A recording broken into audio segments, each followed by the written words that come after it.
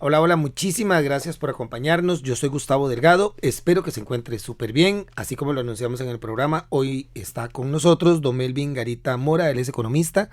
Le agradecemos mucho, don Melvin, bienvenido al programa en primer lugar, ¿cómo está? Muchas gracias, Gustavo, por la invitación. Muy bien, y aquí esperando poder hablar de los aspectos económicos que van a afectar este 2026 a Claro, todos. ya hay ciertos elementos que incluso al puro principio de año no esperábamos y que ahora son una realidad y entra la preocupación sobre todo por el conflicto que se está dando entre los Estados Unidos, Israel, Irán, perdón. ¿Cómo podría llegar a afectarnos eventualmente esta situación a las economías pequeñas de Centroamérica y especialmente Costa Rica? Este conflicto, el, la base para analizarlo está en cuánto va a ser su duración, ¿verdad? Y en esto, pues, bueno, ahí está la tesis estadounidense, que va a ser alguna intervención muy rápida, pero la experiencia dice que en algunos casos este tipo de situaciones no son tan rápidas como se piensan originalmente y tardan meses o incluso años. Por ahí tenemos la referencia de la guerra en Ucrania, que también tuvo repercusiones.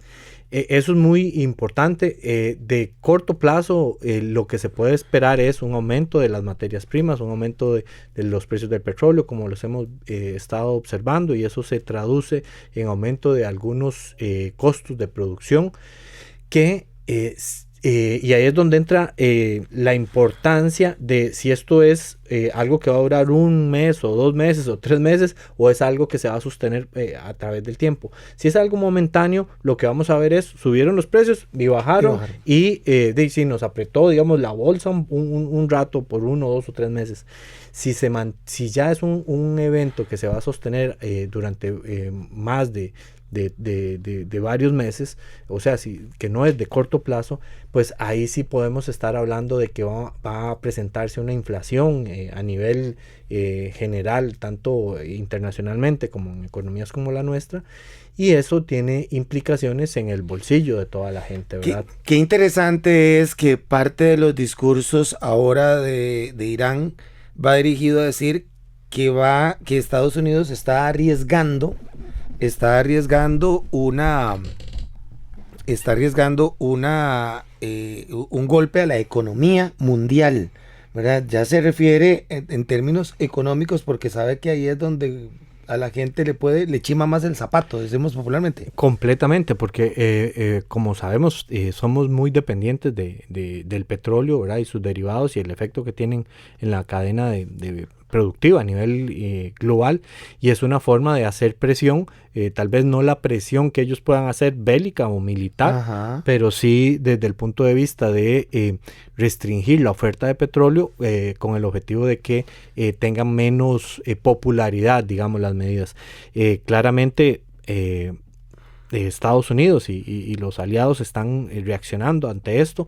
Hoy, por ejemplo, se mencionaba que las restricciones a las exportaciones de petróleo de Rusia estaban por ser levantadas, o se estaban discutiendo si se iban a levantar o no. Mira que la moral es muy cambiante cuando pesa el aspecto económico. Claramente, porque se habla que alrededor de 1 de cada 4 barriles de petróleo que se consumen en el mundo pasan por el estrecho y eventualmente eso hay que buscar soluciones para ese shock, digamos, ese golpe temporal que se pueda estar dando, tener algunas otras fuentes de petróleo para suplir las necesidades. Como usted mencionaba, aquí no nos vamos a analizar tanto el aspecto geopolítico porque usted se enfoca sobre todo en temas económicos, pero ¿cuál es la diferencia desde el aspecto económico, el conflicto ruso-Ucrania, con el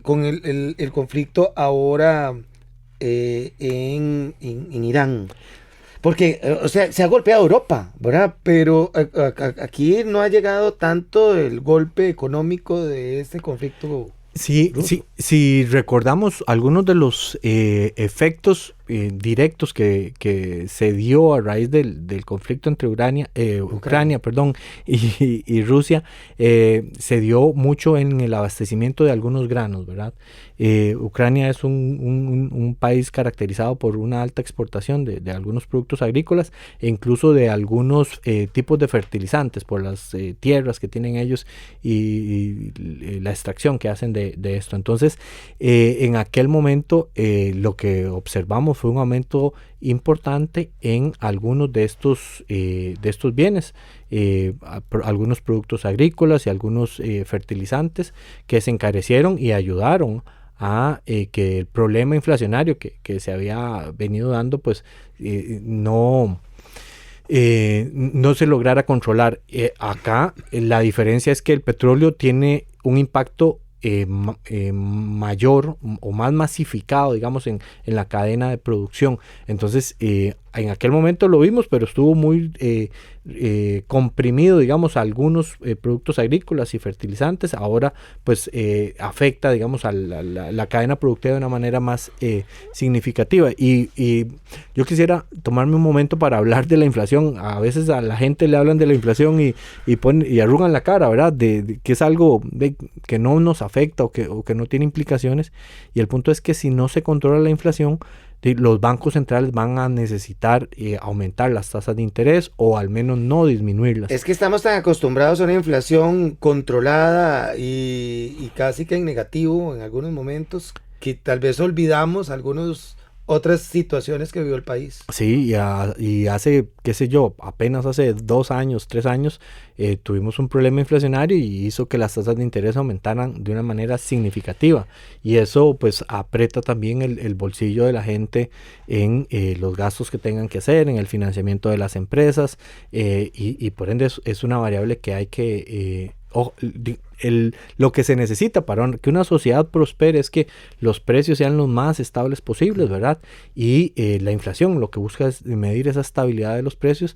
Si empezáramos a tener problemas de eso, pues hace más difícil, digamos, la actividad económica, conseguir trabajo, implementar un nuevo proyecto de inversión, una nueva empresa o crecer las empresas que ya están establecidas. Nosotros tenemos que prestarle mucha atención a lo que sucede en Estados Unidos y la reacción con respecto al conflicto armado y cómo la economía se pueda ver afectada, porque repercutirá en lo que sucede en este lado del mundo, ¿verdad? Sí, veamos lo que ocurrió el domingo pasado. Los mercados no duermen, ¿verdad? Como dicen algunas frases.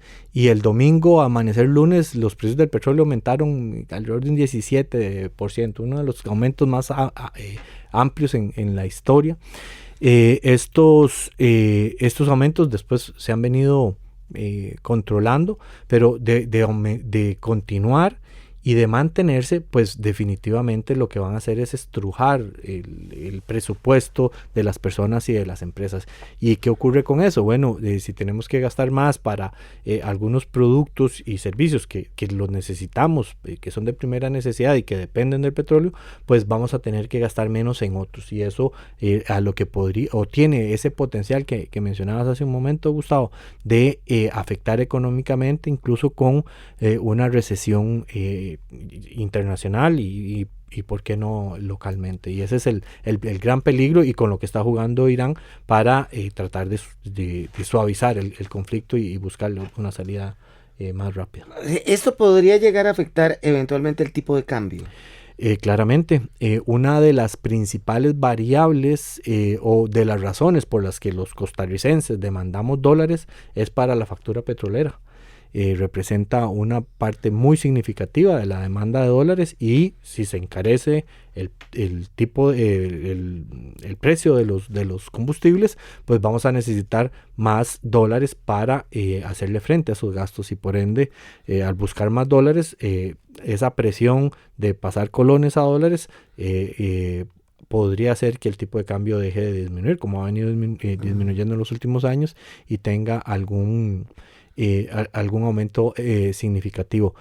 También si hay una recesión, las bolsas de valores y cuando hay recesiones, la gente se pone a la defensiva, ¿verdad? Exactamente. Entonces, más conservadora de sus gastos. Completamente. Y eso hace que se refugie, por decirlo así. Las cosas que le parecen riesgosas las dejan, las hacen a un lado y se refugian en aspectos que los protejan. Y eso... Turismo nos puede ser peligrosísimo. También es un aspecto que nos podría afectar. La afluencia de turistas podría disminuir si se presentara eventualmente una contracción o una desaceleración marcada en economías como la estadounidense o la europea. ¿Qué deberíamos de estar, o sea, cómo deberíamos de planificar esta situación a nivel de las personas? O sea, de endeudamientos, de inversiones, de todo esto. Sí. Teniendo ese halo de incertidumbre. Sí, y no es sencillo, ¿verdad? Porque como arrancaba yo hace un momento, todo está en determinar si esto va a ser temporal, va a ser de corto plazo o se va a extender. Y estamos en un momento donde definir eso hay muchísima incertidumbre. Si es algo que se va a extender, lo normal o lo que deberían de hacerse, pues es repensar los planes de consumo de la gente, si querían hacer un gasto adicional o si querían hacer una inversión adicional, las empresas tener un poco más de prudencia, ¿verdad?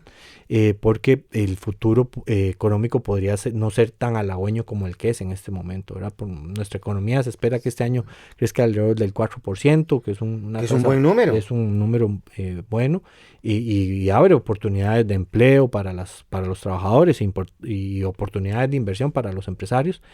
Sin embargo, si este conflicto tarda más de lo que se espera, pues eventualmente, como mencionábamos anteriormente, podría darse una desaceleración, una contracción, tanto en nuestros principales socios comerciales como localmente. Y habría que tomar acciones para, como se dice popularmente, guardar para esas vacas flacas que podríamos estar teniendo más adelante.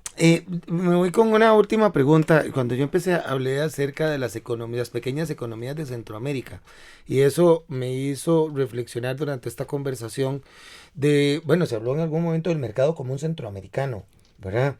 Y ahorita, estamos en una relación muy cordial con El Salvador, que ha repuntado a nivel económico. No así otras economías, pero cabría la posibilidad de volver a pensar en eso, en un bloque económico centroamericano de cara a otros mercados como la Unión Europea u otros. Eso históricamente a veces... el sueño de Simón Bolívar. Sí. No, el sueño de Francisco Morazán. De Morazán. Tiene tanto sentido que duele saber que han pasado tantas décadas y siglos en algunos casos, y no hemos podido consolidar esa visión. Nosotros formamos parte de una zona económica.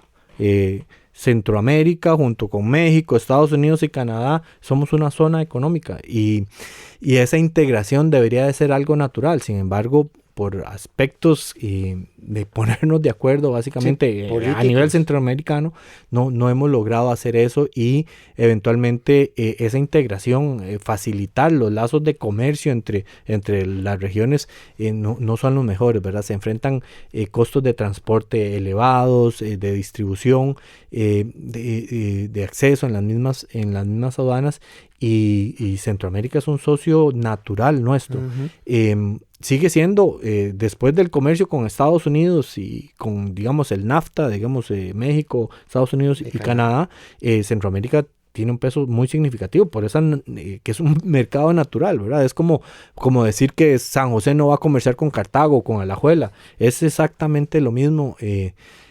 Cuando a mí me hacen esta pregunta, siempre recuerdo algo que no todo el mundo lo tiene muy presente. La zona euro, ¿verdad? Que ya usa el euro como moneda desde hace más de un cuarto de siglo. Wow.